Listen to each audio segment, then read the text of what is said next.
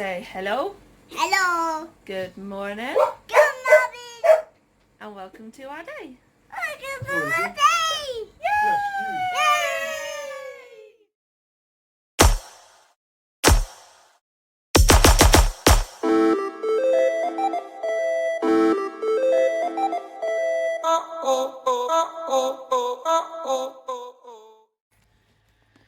Good morning.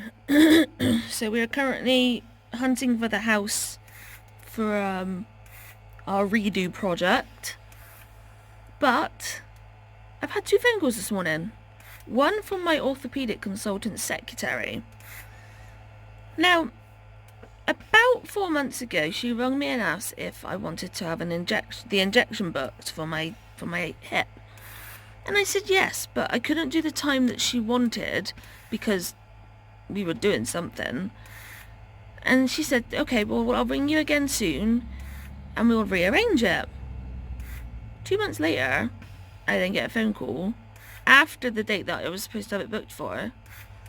Are you still wanting your injection? Yes, I didn't say I didn't. I said I couldn't on that time. And then she said, okay, well, I can rebook it on the 30th of October. And I was like, okay, yeah, we can do that. And then I receive a letter and it's for the 5th of November. I was like, it's not really what we discussed, but okay. And I just had another phone call from her. I've not had it confirmed that you want the injection. Did you want it still? It's like, we had a whole conversation about booking it. And you've sent the letter out. Where are you getting it from that I might not want it again? So I'm literally screaming at her. I'm going to say something to my consultant because this isn't on. Because it's meant that I've been left in more pain for longer because of her. And then I had immunology ring me. And he turned and said, I'm so sorry I'm 10 minutes late. I was like, you're a little bit more than 10 minutes. You're 6 days. You were supposed to ring last week. Hang on. And he did apologise, which was fair enough. And he wanted to know how I was doing, and I explained all the infections, and I explained that the sputums are coming back with stuff, and I'm still feeling run down, and if it's not bacterial, it's viral, blah, blah, blah. And I questioned why they're not doing something about my immunoglobulin levels because they're lower than what they were when I was on them. And basically, they done a, that is beautiful. Absolutely gorgeous. Sorry, sidetracked. You'll hopefully see it by the end of the week. Back to immunotherapy. So, they did some bloods to see if I was protected against certain bugs, particularly in the pneumococcal area. I don't know how to say that word. And basically, there's 13 different types of pneumonia. And normal people with a healthy body are protected against them all. Me, despite having had the injection of God knows how many times, I'm protected against 6. Which is why I keep getting pneumonia and why it keeps affecting me in that way. So they're arranging for me to have another protection thing done, and then I've got to have more blood tests to see whether my body's responded to it. But what gets me is that injection's supposed to be at least every 10 years. The last time I had it was 5 years ago, and I'm not even halfway protected. So I'm going to say that to them, that surely my body's not holding on to the responses long enough. So yes, they might respond well straight after the injection, but how long is it going to last? But we'll come to that when it gets to it. But basically they've turned and said that things aren't brilliant. They're hoping the new anti-bugs that my chest consultant has organised is going to help. And they're actually going to see me in clinic next time. He was just like, And I said to Sophie that afterwards it would have been easier if they just invited me to clinic today for an appointment. Then I could have had the injection for the pneumococcal thing straight away. But instead...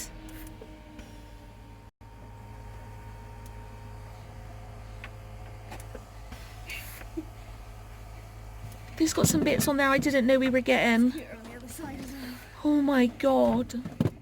Now that I've got to have all this injection thing, I've now got to wait for a letter to go back to my GP for them then to arrange for the appointment to be done to have that vaccine, which could be another 2 to 4 weeks, right in the smack of winter. And when there's going to be even more bugs around, they're going to be giving me an injection that contains bugs to try and get my body immune to them. And it's just... they've really not thought about it. So that's kind of the plan health-wise for the minute. It's all a bit mad. And we woke up this morning and I started doing my nebs and I was like, shit, we need to go collect this surprise. I was like, right, I'm gonna have to rush through doing my nebs. I only did the lung opening ones, not the lung clearing ones, because it's like, I've arranged to be at this person's house for 11 and it's already 10:15.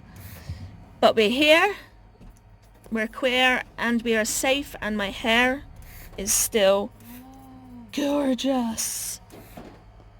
So, I'll catch up with you in a bit. We are still sat outside the place where we just collected that stuff because the car won't start.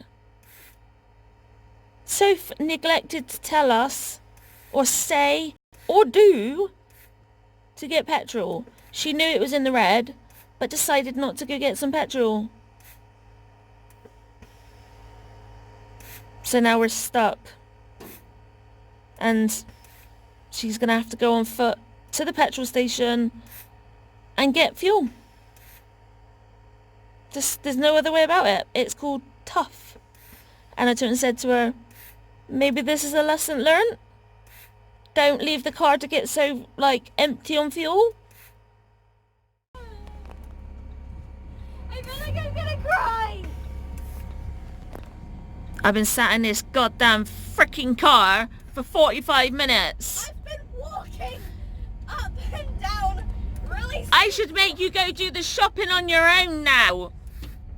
But instead I've been nice and said we'll do it tomorrow. That's proper, full-on anxiety inducing, though. Well, hopefully, like I told the vlog, you've learnt your sodding lesson. Never let the fuel go so low. That to Mum, and she was like, have you learnt your lesson? And I was like, I think I have. And there's a lesson to you guys. Don't leave your car so low on fuel.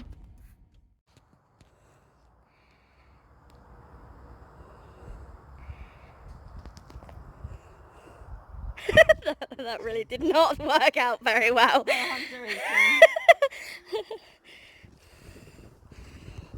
Oh shit, sorry.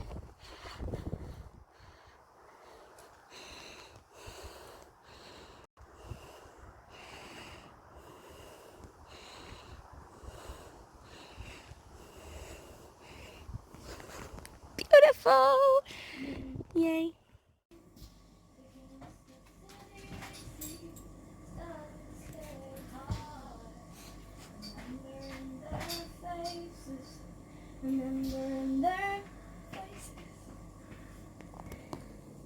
Hi there. You can stop now. Whilst we were out doing the lack of shopping, we decided to run into Iceland because it's 2 doors down from Pets at Home just to get the food for today because I really couldn't be bothered to carry on shopping then after that. And it's 2 o'clock already and I'm just taking my meds because of Soph letting the car run down low on fuel. I am never going to let this live it down. Where? Yeah, you deserve that for being with me. I've had another migraine this morning, so that doesn't help it either. So, I went to go get some cereal for myself for breakfast. Like I said, it's 2 o'clock, but I'm still having my breakfast. And... hang on. Kellogg's were giving away free bowls in Iceland. So I've been a big kid. It was more the spoon that did it for me. That is an adorable spoon. I'm a big little spoon person. And I'm not really all that fussed about the bowl. It was just the spoon. So I'm okay with this. So I'm going to eat my Cocoa Pops. And Sophie's got corned beef and sandwich spread sandwiches. She's a weirdo. These are things that we don't often get, which is why it's been a shit day. So we're eating shit food. Good afternoon, evening. Albert, off! Off! We've just been out and she was in the paddling pool. And now she's soaked. And she just sat on Sophie's chair. Oops. But when we went to Iceland earlier on, there was this huge orangutan, and Sophie loves orangutans. And it was £35. Oh my god, I don't know how. I don't know if you're going to be able to see it, but that's water flicked off of Albert. Bit weird. But yeah, there was this giant orangutan that was £35, but we couldn't afford that.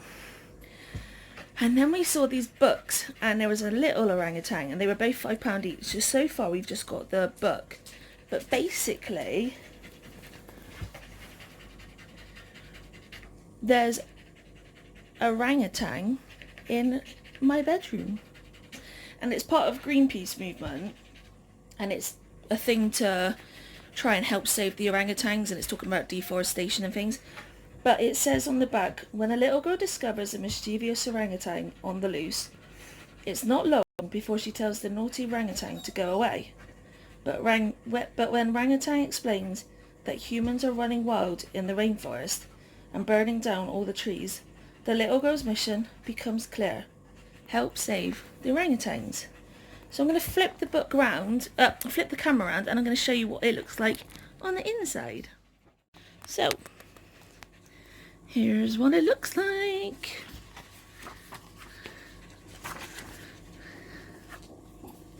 Oh, pardon you.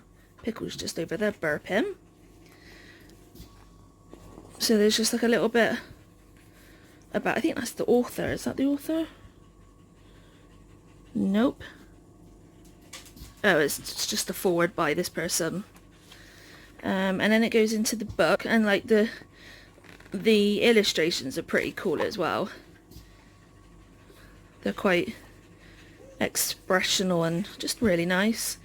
And then obviously it says about the deforestation, the fact that their homes are being taken away. And then she's trying to save the orangutan and trying to write letters to help save the environment for them and whatever else, and talking about it in school. And I liked it because there's a boy in a wheelchair, and that's like me. Just like showing to be kind to animals. And then it says like all about orangutans, the problem with palm oils. Oh, hang on, I'm losing the page.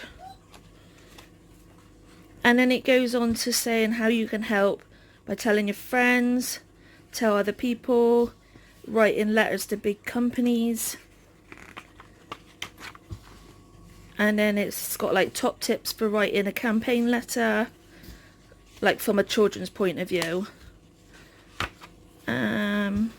And it's just, I think it's just so lovely how they've got like these top tips for writing letters and things like that, and just trying to get children involved to say that, look, if we don't do something about this, their environment is going to be gone, and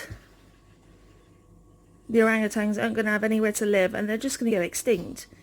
So you can get this from Iceland. Whilst we were in Iceland, because of the whole stress with the fuel situation, Soph wanted some ice cream. And she spotted this flavour that we've never heard or seen before, and we decided to give it a go. And it is this. And it's a Ben & Jerry's topped pretzel palooza. And it is vanilla malt ice cream with a chocolatey hazelnut swirl, chocolatey covered pretzel chunks, chocolatey chunks, and a spoonable topping. Let's hope it's good. So, thanks for coming on this day with us, and we'll see you tomorrow. Good night, everyone. Good night. How am I supposed to read? Blow! Blow! Blow! Blow! Come on! Blow! Where's the straw? Where's the straw? I don't know. It's not happening. Yay!